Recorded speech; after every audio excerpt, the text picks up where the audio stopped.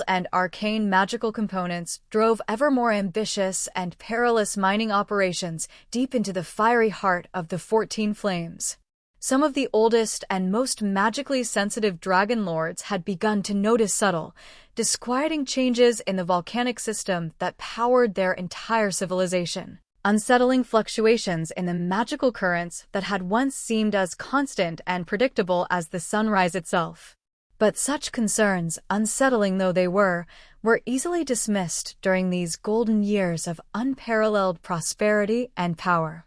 The empire's might seemed absolute, its expansion limited only by the very edges of the known world. New territories were still being tirelessly added to Valyrian control, new peoples were being brought into the imperial system, and new, powerful dragons were being born every year. The future stretched ahead like a great, unyielding road of fused stone, straight and unending, carrying the heirs of the dragonlords toward a destiny that seemed utterly assured and unchallengeable. Looking back from the tragic perspective of what would eventually come after, historians would unequivocally mark this golden age as the precise moment when Valyrian power reached its absolute, undeniable peak.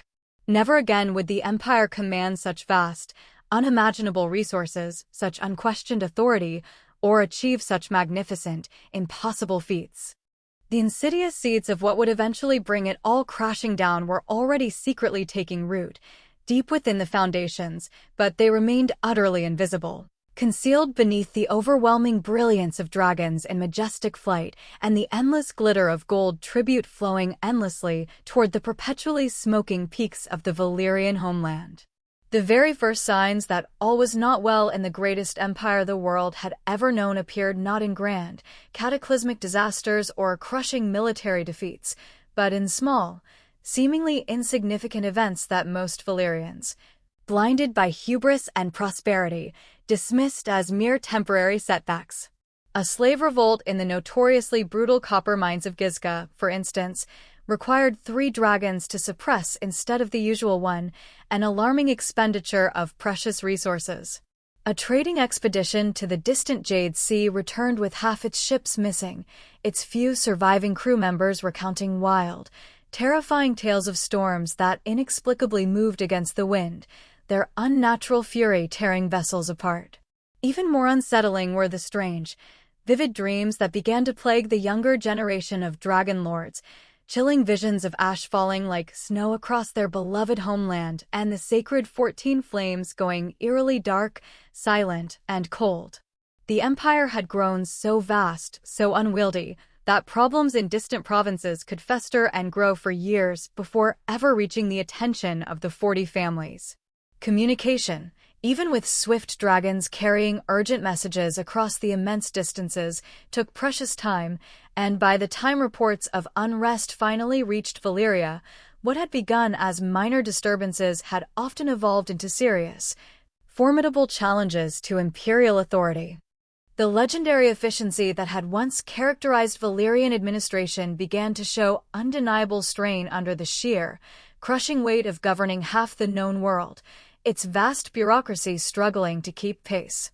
In the great silver mines of the disputed lands, something unprecedented and deeply disturbing occurred. A section of tunnels that had been producing steadily and abundantly for over a century suddenly went dry, not gradually, as mines normally did when their veins were exhausted, but abruptly overnight. When Valyrian engineers, renowned for their expertise, descended to investigate, they found the silver veins completely empty, as if the precious metal had simply vanished into thin air. More disturbing still, the rock itself had changed color, taking on a sickly, unnatural greenish hue that seemed to pulse with its own faint, inner light, an eerie, malevolent glow. The few slaves who had been working that section when the change occurred were found dead, their bodies unmarked by violence, but their eyes had turned completely white, blank and utterly lifeless, staring into nothingness. The incident was immediately hushed up, the mine sealed off, and the official report cynically blamed unstable tunneling techniques. But word, as it always does, spread quickly among the mining communities, carried by whispers and fear. Slaves began to whisper that the earth itself was actively rejecting Valyrian dominance, that the ancient gods of the conquered peoples were finally answering their desperate prayers for deliverance from their oppressors.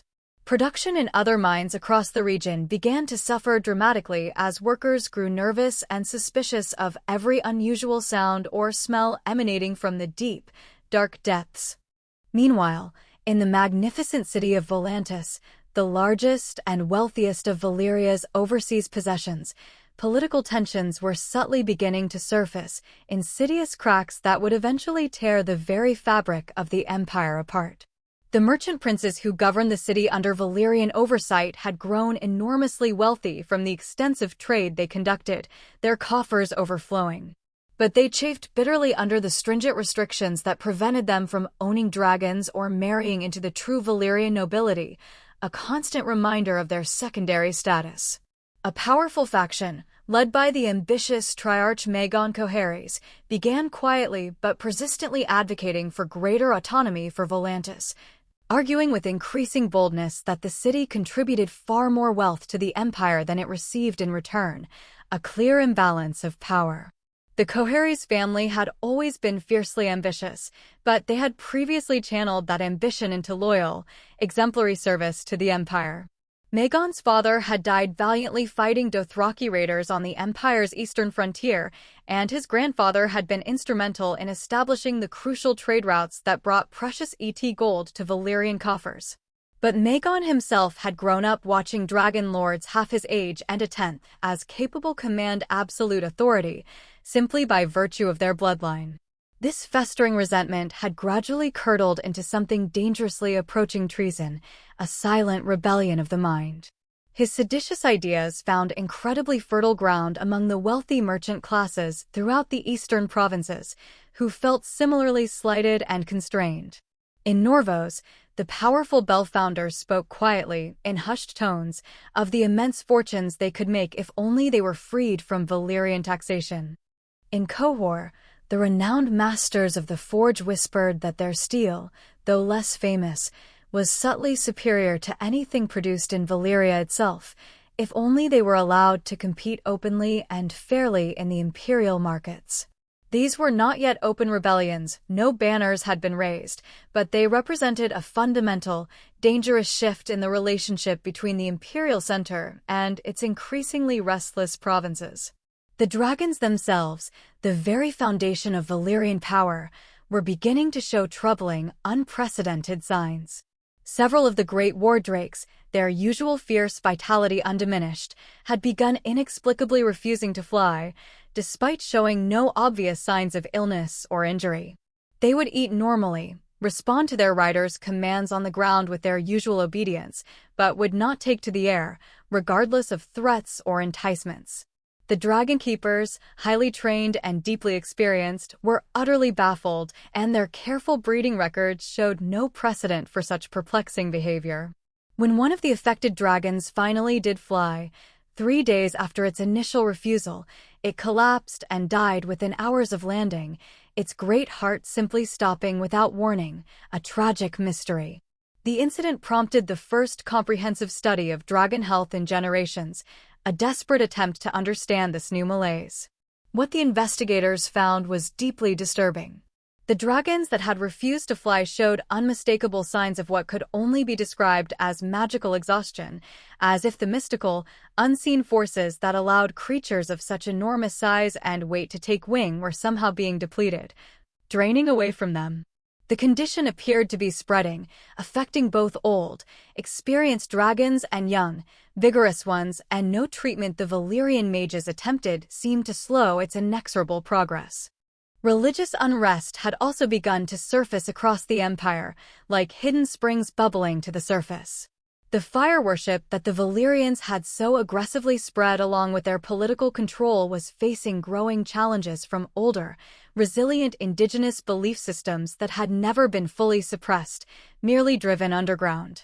In the exotic Summer Isles, priests of the ancient fertility goddesses began performing grand public ceremonies that drew enormous, fervent crowds, despite official Valyrian disapproval. The ceremonies themselves were not openly rebellious, but they represented a clear rejection of Valyrian spiritual authority, a defiance that made the Dragon Lord governors deeply uncomfortable. More troubling were the new prophetic movements that seemed to spring up simultaneously in widely separated parts of the empire, as if a common current of unease connected them. From the bustling free cities to the sweltering shores of Slaver's Bay, charismatic street preachers appeared, claiming to have received terrifying visions of a great catastrophe that would sweep away all earthly power, including that of Valyria.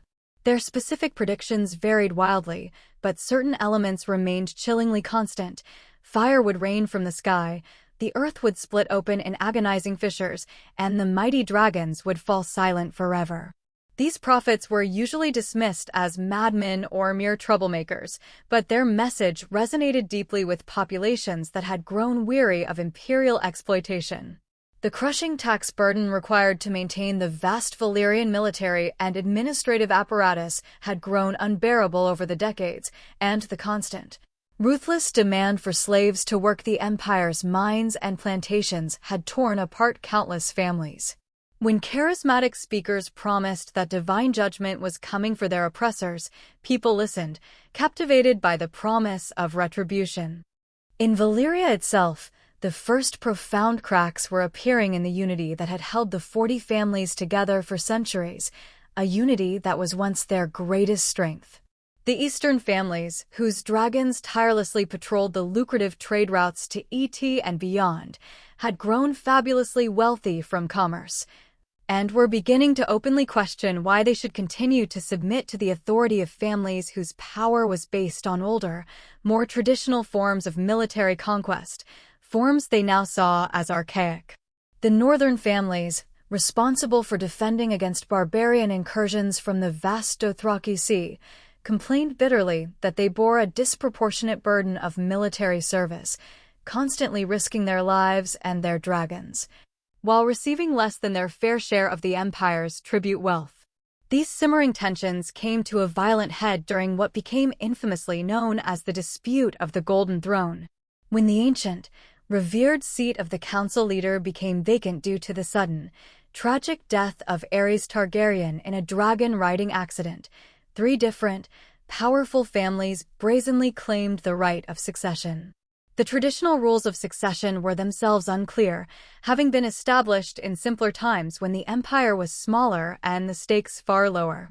For the very first time in centuries, dragons faced dragons in the skies above Valyria itself as the claimants sought to settle the matter through a brutal, sacred trial by combat, a violation of unspoken taboo.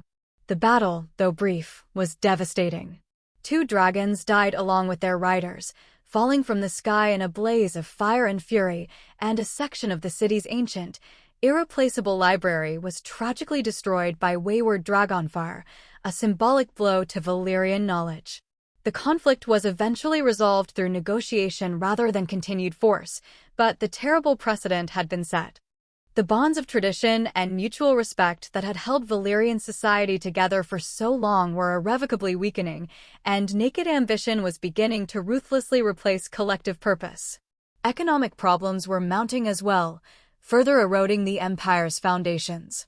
The empire's enormous military and administrative apparatus, a vast machine, required constant, staggering funding, but the easily exploitable sources of wealth were becoming dangerously exhausted. Mine output was declining across the empire, not just due to the strange, inexplicable incidents in the disputed lands, but because the most accessible and richest deposits had simply been worked out over centuries of relentless extraction. Agricultural productivity was suffering severely under the harsh environmental changes caused by massive, unchecked mining and smelting operations, which polluted the land and air. And the vast slave population, always a potential source of unrest, was becoming increasingly costly to maintain as revolts became more frequent, more widespread, and far better organized, requiring more resources to suppress. The faceless men, always present but rarely seen, had begun to make their presence felt more directly, a chilling, invisible hand. A series of unexplained deaths among mid-level imperial administrators, crucial to the smooth functioning of government, had disrupted the daily life of several provinces. The victims showed no signs of violence, no evidence of poison, No indication of how they had died beyond the simple, terrifying fact that they were found dead in locked rooms with no sign of intrusion. The authorities, paralyzed by fear and confusion, suspected the mysterious assassins, but could prove nothing, and the pervasive fear of invisible killers began to deeply affect the morale of the imperial bureaucracy, breeding paranoia and distrust. Perhaps most ominously, the intricate magical infrastructure that supported Valyrian civilization was showing undeniable signs of instability. The glass candles that had provided clean, eternal light for centuries began to flicker and dim erratically in buildings across the empire, their once unwavering glow becoming unreliable. The fused stone roads, supposedly permanent and indestructible, developed mysterious hairline cracks that appeared overnight and seemed to spread of their own accord, defying repair. The great aqueducts that supplied vital water to Valyria's largest cities required increasingly frequent and extensive repairs as their ancient enchantments, once thought eternal, visibly weakened, their magic draining away. The 14 Flames themselves, the sacred heart of their civilization, were behaving strangely. The constant, predictable pattern of eruption and quiescence that had characterized them for millennia began to shift wildly. Some peaks that had been actively volcanic for centuries went dormant without warning, falling silent and cold, while others that had slept for generations suddenly came to life with unprecedented, terrifying violence. The crucial correlation between volcanic activity and magical power that the Valyrians had long taken for granted seemed to be breaking down, and the mages who meticulously monitored such things spoke in worried, hushed whispers of dark energies building towards some unknown, cataclysmic release. Yet, despite all these ominous warning signs, the vast majority of Valyrians, clinging to their ingrained hubris, remained stubbornly confident in their empire's permanence and their own invincibility. They had weathered challenges before, they told themselves, dismissing the mounting evidence. Every great civilization, they reasoned, faced periods of difficulty and adjustment. But their dragons, they believed, made them invincible. Their magic made them supreme.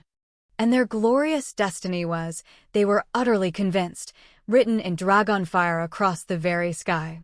The cracks in their foundation were still small, still manageable, still easily dismissed by those who preferred not to see them, willfully blind to the gathering storm. The true test, the ultimate reckoning, was yet to come. Along the mighty Rhine River, the greatest and most revered waterway in the known world, a civilization had flourished for thousands of years, a people known as the Rhoynar. They possessed a magic as potent and awe-inspiring as dragonfire, though fundamentally different in its nature and application.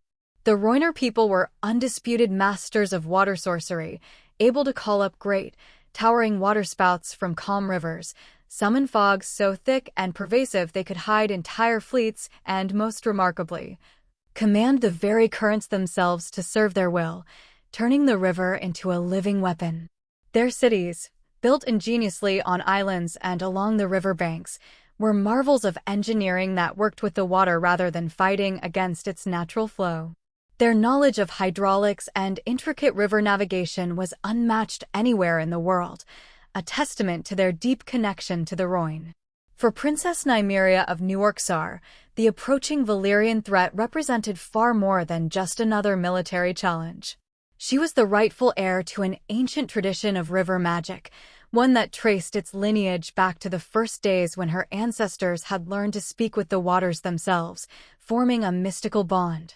The great tower libraries of her people contained scrolls written in a flowing, serpentine script that seemed to move like water across the parchment, meticulously recording spells and techniques that had been refined and perfected over millennia. Unlike the Valyrians, who conquered through overwhelming force and fire, the Rhoynar had always sought to understand and harmonize with the natural world around them, recognizing its power and its delicate balance. The initial Valyrian expansion into Rhoynar territory began not with overt conquest, but with what appeared to be peaceful trade. Valyrian merchants, their ships laden with exotic goods, backed by small, seemingly innocuous dragon escorts, established trading posts along the lower reaches of the Rhine. They offered luxurious wares from across their vast empire in exchange for the fine textiles and intricate metalwork for which the Rhoynar were justly famous. For several years, this arrangement worked to the benefit of both peoples, and many Rhoynar leaders, eager for peace and prosperity, convinced themselves that accommodation with the dragonlords was indeed possible, failing to see the serpent in the grass. But the Valyrians, ever strategic, had not come merely to trade. Their tireless scouts meticulously mapped every channel and tributary of the great river system, noting defensive positions, major population centers, and most importantly, the secret locations where Rhoynar water mages gathered to perform their sacred rituals, gathering vital intelligence. This detailed intelligence flowed back to Valyria, outlining the precise strengths and weaknesses of a civilization that possessed the most sophisticated understanding of river warfare in human history. The inevitable war began, ironically, over water rights, the most precious and life-sustaining of resources in any river civilization. Valyrian settlements upstream, established under the guise of trade, began aggressively diverting water for their ever-expanding mining operations, reducing the vital flow that reached Rhoynar cities downriver, threatening their very existence. When diplomatic protests, once polite, grew desperate and were summarily ignored, Princess Nymeria, known for her wisdom and courage, authorized the first direct action against Valyrian interests. A Valyrian trading fleet was cunningly surrounded by Rhoynar rivercraft during what appeared to be a routine, natural fog bank. But the fog itself was a weapon, called up by powerful water mages and infused with potent magical properties that caused profound disorientation, terror, and panic among those caught within its chilling, unnatural embrace. When the unnatural fog bank finally receded, the Valyrian ships found themselves ensnared, not by natural currents, but by hundreds of Rhoynar rivercraft. These sleek, dark vessels, seemingly conjured from the receding mist itself, had them surrounded. The Rhoynar, however, offered no immediate violence. Instead, with an unnerving calm and an air of quiet authority, they courteously but firmly escorted the bewildered Valyrian crews to the riverbanks, where their precious cargoes were systematically confiscated. This was declared as rightful compensation for the Valyrians' unauthorized diversion of the Rhoyne's sacred waters. It was a masterful, bloodless demonstration of river magic, showcasing the Rhoynar's formidable capabilities without ever igniting open warfare. Yet, the Valyrian response was not merely swift, it was a thunderous, dragon-fired retort. Within days, 3 majestic dragons, piloted by furious Valyrian lords, descended upon the Rhoyne. Their scorching flames, where they touched the river's surface, instantly turned the ancient water into hissing steam, a terrifying display of raw power meant to intimidate and annihilate. But the Rhoynar were not a people easily cowed, nor were they helpless against fire from the sky. Their venerable water mages, drawing upon centuries of arcane lore, called forth colossal waterspouts from the river's depths, reaching impossible heights that could threaten even the highest-flying dragons. They also commanded the very atmosphere, conjuring sudden, violent rainstorms that fell with impossible force, dousing the dragon fire or forcing the great winged beasts to seek desperate shelter from the elemental onslaught. The true crucible of this emerging conflict unfolded at the confluence of 3 great tributaries, a strategic choke point where the venerable city of Valyria had for millennia commanded river traffic across hundreds of miles.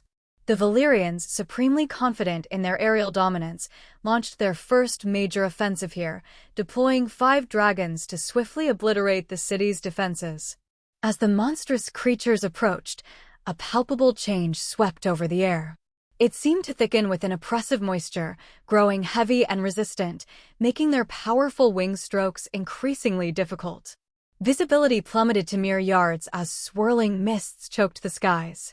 Then, with terrifying abruptness, colossal geysers of water erupted from the river itself, not in sporadic bursts, but in concerted, strategic assaults, reaching heights that defied all natural explanation. The dragons found themselves locked in battle not merely with the Rhoynar military, but with the awakened river itself, a living entity that seemed to rear up in ferocious defense of its children.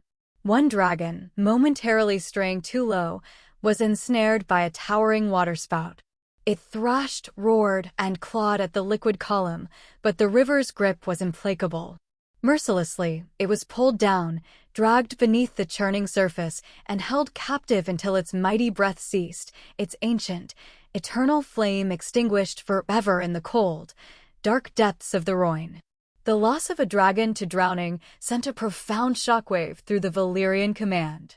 Their creatures were meant to be apex predators, supreme, utterly immune to the crude mechanisms of conventional warfare. Yet, here was undeniable proof that other forms of magic, deeply rooted and primal, could not only challenge, but utterly defeat even the mightiest dragon fire. A chilling psychological impact rippled through the Valyrian forces, injecting the insidious venom of doubt where before only unshakable confidence had reigned. It was Princess Nymeria herself, with a spirit as unyielding as the river she commanded, who spearheaded the defense of her people's magnificent capital, the great city of Newark Sar. Perched majestically on an island at the river's widest point, Newark Sar represented the very soul of Rhoynar civilization. As the Valyrian armada closed in, Nymeria ascended to the pinnacle of the city's highest tower, a beacon of defiant grace, and there began the most ambitious waterwork ever conceived in Rhoynar history. The river, her ancient ally and confidant, responded instantly to her call. Its currents, once languid and meandering, began to shift and accelerate with breathtaking speed, transforming the waters around the island city into a swirling expanse that resembled liquid glass, smooth, impossibly swift, and utterly impassable for any ship attempting to navigate its treacherous flow. But the true marvel of her magic was its subtle, almost telepathic communication with the dragons themselves. As the great beasts, accustomed to unchallenged dominion of the skies, soared over the transformed river, they became visibly agitated. Their majestic flight patterns grew erratic, their roars of fury turning to cries of confusion, and the searing flames they exhaled became unfocused and sporadic. Later, the bewildered Valyrian dragonlords would painstakingly theorize that the ancient river magic somehow interfered with the very mystical forces that allowed dragons to achieve and sustain flight, creating a profound dissonance that assailed the creatures at a fundamental, existential level. The siege of Newark Sar became an unprecedented test of Valyrian might, dragging on for 3 grueling months, a duration far exceeding any previous Valyrian military operation in their storied history of expansion. Wave after relentless wave of Valyrian attacks crashed against the twin bulwarks of conventional Rhoynar defenses and an array of water magic tactics that the dragonlords had never before encountered, nor even conceived. Without warning, thick, impenetrable fogs would rise from the river, obscuring defensive positions, rendering their numbers meaningless and utterly disorienting the attacking dragons, turning their aerial superiority into a dangerous liability. Most unnervingly, sheets of rain would sometimes fall upward from the water's surface, not only extinguishing the dragon's terrifying flames, but also saturating their delicate wing membranes, making flight an agonizing impossibility. Yet, despite their unparalleled magical prowess and the indomitable will of their princess, the Rhoynar faced a grim and fundamental disadvantage, a crushing deficit in sheer resources and numbers. The Valyrian freehold could summon the immense wealth and boundless manpower from half the known world, an inexhaustible tide of steel and gold. The Rhoynar, however skilled and deeply connected to their river, were a people tragically confined to their beloved River Valley homeland, a finite well against an ocean of imperial might. As the war mercilessly dragged on, the trickle of Valyrian reinforcements became a flood. More dragons, their scales gleaming with ominous intent, arrived from Valyria, accompanied by seemingly endless legions of disciplined infantry and a vast arsenal of formidable siege equipment. Piece by piece, through sheer, overwhelming weight of numbers, the Rhoynar defenses began to crumble. The fall of Tryon, the vibrant festival city often referred to as the Pearl of the Rhoyne, marked the somber beginning of the end for Rhoynar resistance. This magnificent metropolis had been more than just a city. It was the vibrant cultural heart of their civilization, a sacred nexus where the greatest water mages gathered annually to exchange ancient knowledge and perform the elaborate, centuries-old ceremonies that meticulously maintained their profound connection to the revered river spirits. Trine's defenses were a marvel of Rhoynar ingenuity, comprising not just formidable walls and towering bastions, but an intricate network of canals that could be flooded or drained at will, artfully designed to channel attacking forces into predetermined killing grounds where the Rhoynar's water magic could be unleashed with maximum, devastating effect. But the Valyrians, though initially stunned by the Rhoynar's unique magic, were astute learners. They had adapted, evolved their tactics, and learned from their costly early defeats. Instead of relying solely on the brute force of dragon fire, they brought forth a new generation of siege engines, specifically engineered for fighting water mages. Their catapults, monstrous contrivances of wood and iron, hurled not mere stones but specially prepared alchemical substances, Greek fire derivatives, perhaps, or similar incendiaries, that would burn with terrifying persistence even when drenched in water, creating unquenchable infernos that defied all conventional means of extinguishing. Most devastatingly, the Valyrian arcanists and engineers had perfected a horrific technique for harnessing dragon fire itself, superheating vast quantities of sand into molten glass, then shaping it into deadly projectiles. These glass shards would shatter on impact, spreading molten, incandescent fragments across wide areas, incinerating everything they touched. The destruction of Trine was not just a defeat, it was total and absolute annihilation. The city's great libraries, repositories of millennia of Rhoynar wisdom, were consumed by flames, their water-stained scrolls turning instantly to ash and superheated steam. The temple complexes, where generations of river priests had nurtured their sacred connection to the ancient spirits, were reduced to grotesque, fused glass and twisted, unrecognizable metal. Most tragically, the sacred pools, where young Rhoynar children had, for countless generations, learned to commune with the gentle water spirits, were deliberately poisoned with vile alchemical substances, rendering them permanently toxic and desecrated, forever severing a vital link to their heritage. Princess Nymeria watched the cataclysm from across the river, tears streaming down her face, glistening in the fiery glow of her burning homeland, as the accumulated work of millennia was erased in a single, devastating day. But even amidst the ashes of her people's glory, a flicker of defiance ignited within her. Even in utter defeat, she began to meticulously plan for their survival. The Rhoynar, she knew with grim certainty, could never hope to match the brute military might of Valyria.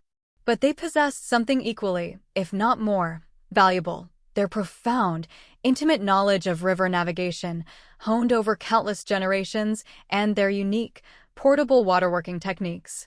These would be their salvation, allowing them to seek refuge in distant lands, beyond the insatiable reach of the dragonlords.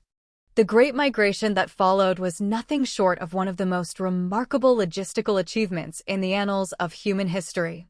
10,000 ships, a vast armada ranging from grand war galleys to humble fishing boats, covertly gathered at secret locations along the labyrinthine river system, their movements shrouded by magic and shadow. The Rhoynar loaded not just their people and their most cherished possessions, but as much of their irreplaceable cultural heritage as could possibly be transported. Carefully preserved seeds from their sacred groves, sanctified stones from their holiest temples, and, most crucially, thousands of young people, meticulously trained in the ancient water magic traditions that Valyria sought so desperately to eradicate, were all brought aboard. As the colossal evacuation fleet prepared for its perilous departure, Princess Nymeria performed one final, awe-inspiring act of river magic. Standing knee-deep in the cool, flowing waters of the Rhoyne, she called upon primordial powers that her people had not invoked in over 1,000 years, magic so ancient, so dangerous, that its use risked utterly consuming the wielder. The river, responding with a fury that terrified even the hardened Valyrians who bore witness, rose in a colossal, churning wave that swept away bridges, shattered docks, and obliterated entire settlements that had been carelessly built along its banks. But this was no mere act of destruction. It was a profound transformation, a final, vengeful curse. The river itself, heartbroken and enraged, seemed to blight the land that the Valyrians had so ruthlessly conquered, ensuring that it would never again yield the fertile abundance it had so generously bestowed upon the Rhoynar. Where once verdant fields had stretched gloriously between the life-giving water and the rolling hills, now only barren salt marshes and poisoned, infertile ground remained. The Valyrians, in their Pyrrhic victory, had indeed won their war, but they had inherited nothing but a desolate wasteland. The migration fleet, a silent, defiant testament to a people's will to endure, disappeared into the setting sun, carrying with them the last free practitioners of river magic and the fragile, yet unyielding hope that Rhoynar civilization might yet survive and flourish in some new land, utterly beyond the destructive reach of dragons. Their ultimate destination remained a mystery, unknown even to Princess Nymeria herself, chosen only through ancient water-scrying rituals that revealed a single, cryptic truth: salvation lay to the west, across vast, uncharted waters where no Valyrian ship had ever dared to sail. Far to the east, nestled within the scorching deserts of eastern Essos, where the ancient cities of Slavers Bay shimmered like cruel mirages under the relentless, unforgiving sun, lay the last enduring remnant of a civilization that had once rivaled even the burgeoning might of Valyria. Old Guys, a legendary empire that had proudly ruled these sun-baked lands for an astonishing 5,000 years before the very first dragon ever took to the skies, had been reduced to a mere shadow of its former, colossal glory. Yet, despite its diminished state, it remained fiercely proud, defiantly unyielding, and absolutely determined to resist the ever-expanding, suffocating influence of the dragonlords with every last resource at its disposal. The Giscari were the venerable heirs to military traditions that stretched back to the dawn of recorded history itself. Their ancestors, masters of war, had painstakingly perfected the intricate art of infantry warfare at a time when the Valyrians were still little more than barbarian shepherds, scratching out a meager living on their barren, volcanic peninsula. The famed lockstep legions of Old Guys, an awe-inspiring force of discipline and precision, had systematically conquered half of Essos, not through sorcery or dragonfire, but through an unwavering combination of iron discipline, flawless organization, and a tactical brilliance that required no magic, no dragons, only the profound, unyielding courage of men willing to stand shoulder to shoulder, a living wall against any enemy. The colossal, stepped pyramids of Meereen, Ukai, and Astapor were not mere monuments to imperial vanity. They were formidable defensive structures, intricate fortresses meticulously designed by military engineers who possessed an understanding of siege warfare perhaps unmatched by any people who had ever lived. Each massive pyramid was, in essence, an impregnable stronghold. Its broad, imposing base was honeycombed with vast, hidden chambers capable of housing entire armies, while its steeply sloping, unassailable sides were ingeniously designed to deflect even the most powerful siege engines, simultaneously creating devastating killing fields for the defenders. The largest of these, the Great Pyramid of Meereen, a breathtaking marvel of engineering, soared over 800 feet into the desert sky and could shelter an astounding 50,000 people during a protracted siege. At the very heart of Giscari military philosophy lay the uncompromising concept of the perfect soldier. This perfection was not defined by superhuman ability or innate magical talent, but rather by an absolute mastery of training, unwavering discipline, and an unshakable, profound loyalty to the collective good of the empire. The Unsullied, those legendary warrior slaves whose fearsome reputation would later spread throughout the known world like wildfire, were the ultimate, terrifying expression of this philosophy. Taken as mere children, often purchased from the vast slave markets that stretched across Essos or exacted as tribute from conquered peoples, these boys were subjected to a training regimen so unthinkably rigorous that only 1 in 4 survived to adulthood. Those who emerged from this crucible were not merely fighters, They were instruments of war who knew no fear, felt no pain, and obeyed orders with absolute, unthinking precision. The creation of an unsullied warrior began in the tender years of early childhood, a brutal process designed not just to forge physical prowess, but to utterly reshape, even dismantle, the human spirit itself. Pain was their cruelest, most effective teacher, gnawing hunger, their constant, unwelcome companion, and death, their ever-present shadow, a constant reminder of their expendability.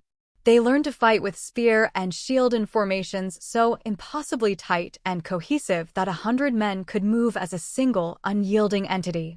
Their iconic bronze-capped spears, when wielded in unison, formed an impenetrable, bristling hedge of steel that had for centuries shattered enemy cavalry charges and repelled countless infantry assaults. But perhaps most remarkably, the Unsullied were rigorously trained to feel no sexual desire, no personal ambition, no loyalty to anything or anyone except their immediate unit and their commanding officers. This chilling emotional void was achieved through a brutal combination of physical castration, relentless psychological conditioning, and, in some rare but documented cases, carefully applied sorcery that numbed their emotional responses while miraculously leaving their tactical intelligence and battlefield acumen entirely intact. The result was a soldier who could not be bribed with gold, seduced by pleasure, or intimidated by threats, a warrior who would unflinchingly die before retreating and would kill without the slightest hesitation or remorse. When the first Valyrian scouting expeditions, arrogant in their dragonborn supremacy, finally reached the formidable borders of Giscari territory, they did not find an unsuspecting, easily overwhelmed populace. Instead, they found a civilization that was not only ready for them, but had been meticulously preparing for decades. Unlike the surprised and often helpless cities of the Western Free Cities or the magically potent but numerically outmatched Rhoynar, the Giscari had been observing Valyrian expansion with keen, analytical eyes, systematically studying their tactics, and meticulously developing countermeasures specifically designed to neutralize the overwhelming advantage of dragon fire. The Giscari solution to the dragon menace was characteristically methodical, practical, and devoid of any magical pretense. They understood that they could not hope to match Valyrian magic with their own. Instead, they would engineer defenses that would minimize its effectiveness, turning Valyrian strengths into liabilities. Colossal ballistas, reinforced with thick, gleaming bronze, were painstakingly constructed, capable of withstanding dragon fire long enough to unleash their massive, iron-tipped bolts. More crucially, they pioneered a revolutionary tactic of fighting in covered formations, utilizing overlapping, heavy shields and ingenious bronze-plated shelters to create protected, mobile spaces where their infantry could operate, fight, and even advance, even under the most relentless dragon attacks. The first of the 5 great wars between the formidable Valyrian freehold and the ancient Giscari Empire ignited when Giscari raiders, with audacious precision, struck Valyrian settlements strategically positioned along the sun-drenched coast of Slaver's Bay. Hundreds of unsuspecting Valyrian colonists were captured and ruthlessly dragged back to the bustling slave markets of Astapor. This was no mere act of piracy or banditry. It was a calculated, deliberate provocation, an open challenge designed to infuriate the Valyrians and lure their mighty forces into the treacherous desert terrain. A battleground where Giscari advantages in disciplined ground warfare could be brought to bear with maximum, devastating effect. The Valyrian response, as expected, was swift and overwhelming. Or so it initially seemed to the complacent dragonlords. 40 dragons, a terrifying airborne armada, descended upon the Giscari coastal cities, their collective flames turning sand to incandescent glass and reducing wooden structures to ash within minutes, leaving behind only smoking ruins. But the Giscari, with their unparalleled foresight, had prepared for precisely this scenario. As the inferno of dragon fire rained down from above, their disciplined populace and military retreated into an elaborate network of underground tunnels and heavily reinforced chambers, meticulously prepared years, even decades, in advance. When the initial, devastating assault finally ceased, they emerged from their subterranean sanctuaries to find their cities undeniably damaged, but crucially, not destroyed. Their military capabilities, the true backbone of their resistance, remained largely intact. What followed was a grinding, agonizing campaign of attrition, a form of warfare utterly unlike anything the Valyrians had ever previously encountered. The Giscari, masters of strategic patience, steadfastly refused to engage them in open battle, where the dragons could unleash their decisive, annihilating power. Instead, they fought from deeply entrenched, prepared positions, launching relentless hit-and-run attacks and forcing the Valyrian dragonlords to conquer every single mile of territory through costly, agonizing ground assaults. The desert itself, vast and unforgiving, became an invaluable, relentless ally to the defenders. Its scorching, relentless heat, its trackless expanse, and its crushing lack of vital water sources made extended campaigns nearly impossible for Valyrian forces, accustomed as they were to the temperate, fertile climates of western Essos. The legendary lockstep legions, paragons of discipline, proved their unparalleled worth again and again during these brutal campaigns. Even when caught in the open by a sudden, terrifying dragon attack, they maintained an unbroken formation discipline that miraculously turned what should have been massacres into disciplined, fighting withdrawals. Their heavy bronze shields, specially treated with arcane alchemical compounds, could miraculously deflect dragon fire just long enough for the formation to reach vital cover. Their spears, purposefully crafted longer than those typically used by other armies, could surprisingly reach low-swooping flying dragons, and their powerful crossbows fired specialized bolts designed with deadly precision to penetrate even the thickest dragon scales. But the most devastating Giscari weapon against the Valyrian dragons was their boundless, unyielding patience. They were willing to fight a war that spanned not years, but decades, absorbing losses that would have utterly broken any other people, while slowly, inexorably bleeding the Valyrian forces dry through constant, small-scale engagements. Every dragon killed or wounded was a priceless victory, a tangible step closer to their eventual, hard-won triumph, while every Giscari legion destroyed could, with chilling efficiency, be replaced from the vast, endlessly replenished slave markets that formed the very backbone of their formidable economy. The Second War, an even more brutal affair, commenced when the Giscari, having shrewdly analyzed their previous strategies, launched a massive offensive meticulously designed to retake all the territory lost in the preceding conflict. This time, they had unveiled a terrifying array of new tactics, specifically honed for fighting dragons. Gigantic nets, intricately woven from bronze chain, were cleverly spread between towering bastions, creating treacherous aerial obstacles capable of entangling and crippling flying creatures. Potent alchemical weapons, burning with an eerie, smokeless flame, were deployed to generate localized areas of superheated air, making sustained flight difficult, if not utterly impossible, for the dragons.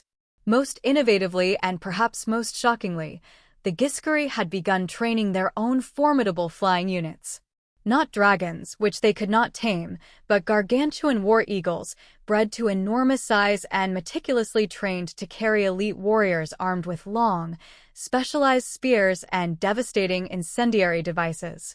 These magnificent eagles, though they could not match dragons in sheer size or destructive firepower, were undeniably faster and far more maneuverable, allowing them to attack dragons from unexpected angles and swiftly retreat before any retaliation could be effectively launched. The bloody climax of the Second War unfolded at the pivotal Battle of the Skahazaden, where the great river that was the lifeblood of the Giscari cities became the stage for the largest, most brutal military engagement in the combined history of both civilizations. 50 Valyrian dragons, a terrifying force of fire and scale, descended upon a Giscari army of over 200,000 men, including 30,000 legendary Unsullied, arranged in impregnable defensive formations along the riverbank. The battle raged relentlessly from the first blush of dawn until the blood-red sunset. It was a continuous, deafening roar of dragon fire, the incessant clashing of bronze on bronze, and the guttural, desperate war cries of men that echoed for miles across the desolate desert. The Giscari fought with a desperation born of the chilling knowledge that defeat would spell the absolute end of their ancient civilization, while the Valyrians pressed their attack with the furious arrogance of conquerors who had never before faced such stubborn, unyielding resistance. When the sun finally dipped below the horizon, casting long, mournful shadows, the battlefield was gruesomely littered with the dead of both sides. 7 dragons, colossal symbols of Valyrian might, lay motionless on the sand, their massive forms already attracting carrion birds despite the immense heat that still radiated from their cooling scales. But the Giscari had paid an even higher, more devastating price. Nearly half their vast army lay dead or grievously wounded, and the survivors, their legendary discipline finally shattered by losses too terrible to sustain, were scattered in disarray across the vast, indifferent desert. The Third War, though mercifully briefer, proved to be far more vicious and utterly brutal than its predecessors. The Giscari, significantly weakened by their previous, crushing defeats, but still defiantly unbowed, adopted desperate tactics of total warfare that horrified even the hardened, accustomed to brutality Valyrians. They deliberately poisoned vital wells, burned their own cities to the ground rather than allow them to be captured intact, and, in a desperate gamble, turned their vast slave populations into unexpected weapons by promising immediate freedom to any who succeeded in killing a Valyrian soldier. It was during this horrifying conflict that the Valyrians first truly encountered the profound, chilling horror of fighting unsullied warriors on their own, intimate homeland. These perfect soldiers, fighting with an unparalleled familiarity with the terrain and fiercely supported by a civilian population that now saw them as valiant protectors rather than ruthless oppressors, proved nearly impossible to defeat in direct combat. Even when hopelessly outnumbered and facing the relentless fury of dragon fire, unsullied units would maintain their unyielding formation until literally the very last man fell, their bronze spears never wavering, their legendary discipline never once breaking. The Fourth War witnessed a sinister evolution in Valyrian tactics, introducing new strategies developed specifically for systematically dismantling the Giscari. Having learned through bitter experience that direct, frontal assaults were simply too costly in both dragons and manpower, the dragonlords initiated a systematic, calculated campaign of destroying the very infrastructure that sustained Giscari civilization. Aqueducts, ancient marvels of engineering that brought life-giving water to their cities, were melted into useless slag by dragonfire. Intricate irrigation systems, the lifeline of their agriculture, were buried under vast drifts of dragonfire-fused sand, turning fertile land into barren glass. And most devastatingly, the great libraries and sacred temples, the invaluable repositories of Giscari culture and spiritual heritage, were deliberately targeted for absolute destruction. This cultural warfare, a far more insidious weapon than brute force, succeeded where military campaigns had failed. The Giscari could, in time, replace fallen soldiers and painstakingly rebuild shattered cities, but the irreplaceable loss of their accumulated knowledge, their historical records, and their artistic heritage was a wound from which their civilization could never fully recover. Ancient texts that meticulously recorded the military wisdom of centuries were reduced to mere ash, their priceless lessons lost forever. Magnificent sculptures that had stood proudly for millennia were melted into unrecognizable lumps of bronze and stone, their beauty and history erased. The fifth and final war was not so much a military campaign as it was a grim, agonizing execution. The Giscari resistance, though valiant, had been utterly broken not by superior tactics or overwhelming force, but by the systematic, merciless destruction of everything that made their civilization worth defending, their spirit, their history, their very identity. When the last of the towering Great Pyramids finally fell, its ancient stones crumbling into dust and ruin, when the final Lockstep Legion, its bronze spears gleaming no more, laid down its arms in utter surrender. An empire that had proudly endured for 5,000 years finally, tragically, came to an end. Yet, even in their crushing defeat, The Giscari left an indelible legacy that would profoundly shape the future of the Valyrian Empire. The Unsullied, those perfect soldiers forged through unimaginable suffering and unyielding discipline, were adopted wholesale into the Valyrian military structure, a chilling testament to their effectiveness. The sophisticated techniques of siege warfare, painstakingly developed by the Giscari during the long, brutal campaigns, were meticulously incorporated into Valyrian tactical doctrine, grudgingly acknowledged as superior. Most importantly, the sheer, unprecedented difficulty of conquering old guys had hammered home a profound, unsettling truth to the dragonlords: their empire was not, in fact, invincible. That there existed forms of power, of resilience, of human ingenuity and unwavering will that even dragons, for all their terrifying might, could not easily overcome. It was a seed of doubt, planted deep within the heart of their absolute confidence. The greatest empire in human history, the Valyrian freehold, now began a slow, agonizing process of tearing itself apart from within, not through external conquest or devastating natural disaster, but through the corrosive, insidious poison of its own unchecked success. After centuries of relentless expansion and unchallenged victory, the 40 proud dragonlord families had accumulated such vast, unimaginable wealth and wielded such overwhelming power that the intricate bonds of cooperation and shared purpose, which had once inextricably held them together, began to strain and fray under the unbearable weight of their competing ambitions.